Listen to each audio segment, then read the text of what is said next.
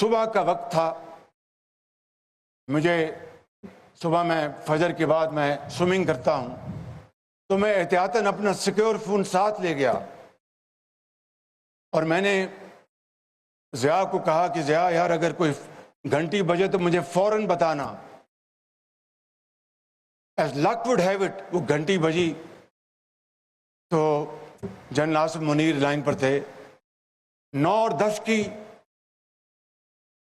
درمیانی رات میں تقریباً 2:30 بجے سپہ سالار جنرل سید آصف منیر نے مجھے سیکیور فون پہ مجھے بتایا کہ وزیر اعظم صاحب ہندوستان نے اپنے بیلسٹک میزائل ابھی لانچ کیے ہیں. ایک نور خان ایئرپورٹ پہ گرا ہے اور کچھ اور دوسرے علاقوں میں گرے ہیں. میرے انتہائی قابل احترام بزرگوں، بھائی اور بہنوں، میں اس خدائے بزرگ و برتر کو گواہ بنا کر کہتا ہوں کہ اس جرنیل کی آواز میں انتہائی اعتماد تھا، خودداری تھی اور وطن کی تڑپ تھی. اور انہوں نے مجھے کہا کہ وزیر اعظم مجھے اب اجازت دیں کہ ہم دشمن کے منہ پر ایسا تھپڑ رسید کریں گے کہ وہ عمر بھر اس کو یاد رکھے گا.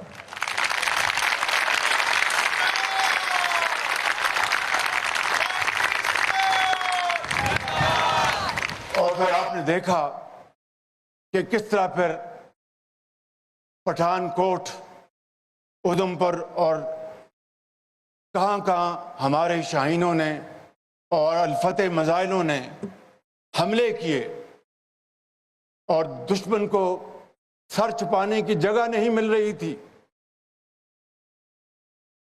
صبح کا وقت تھا.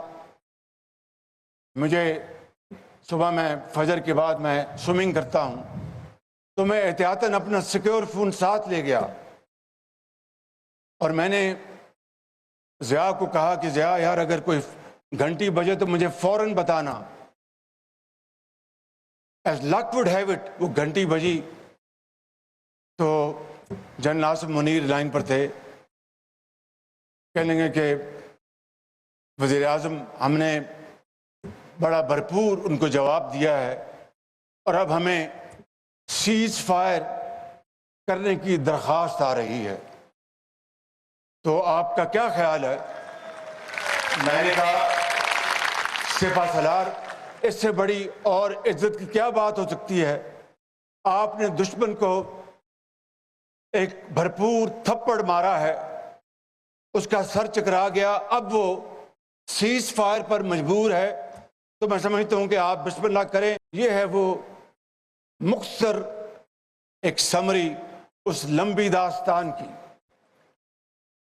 اور اس میں ہمارے ایئر چیف اور ان کے شاہینوں نے جس طریقے سے جو ٹیکنالوجی، ہوم گرون ٹیکنالوجی انہوں نے پاکستان کے اندر گرو کی ہے اور چینی جہازوں کے اوپر اور نیچے بھی زمین پر جو ماڈرن گیجٹریز جو انسٹال کی ہیں، اس نے پوری دنیا کو، دشمنوں کے ہوش اڑ گئے اور دوست ان کا اعتماد آسمانوں سے باتیں کرنے لگا. یہ وہ تبدیلی ہے تاریخ کی جو کہ اللہ تعالیٰ نے چند گھنٹوں میں اس دنیا میں کی. امریکہ سے لے کر جاپان تک، جنوبی ایشیا، مڈل ایسٹ، یورپ، ہر جگہ آج یہ بات ہو رہی ہے کہ پاکستان کی افواج نے کس طریقے سے خاموشی سے یہ کیپیبلٹی انہوں نے اچیو کی، اور ہندوستان جو کوڈ کا ممبر ہے اور دنیا کو یہ دن رات پاور کرا رہا تھا کہ میری جو اکانومی ہے وہ کھربوں ڈالر میں ہے، میرا جو اسلحہ ساز و سامان جو ہے اس کے اوپر کئی سو ارب ڈالر میں نے پانی کی طرح خرچ کیے ہیں، پاکستان کوئی حیثیت نہیں رکھتا، مجھے آپ اس خطے کا بادشاہ تسلیم کریں۔ میرے عظیم بزرگوں، بھائی اور بہنوں، اللہ تعالیٰ کو کچھ اور منظور تھا۔ اس خدا کو منظور یہ تھا کہ پاکستان کے 24 کروڑ عوام کی دعائیں، ماؤں اور بزرگوں کی فجر کے وقت، تہجد کے وقت سجدہ ریزی اور آسمان کو چیر کر ان کی دعائیں فلک پر پہنچی۔ اللہ تعالیٰ نے اس کو اپنی کمال مہربانی سے اس کو قبول کیا، اور یہ عظیم فتح آج پاکستان کو دی ہے۔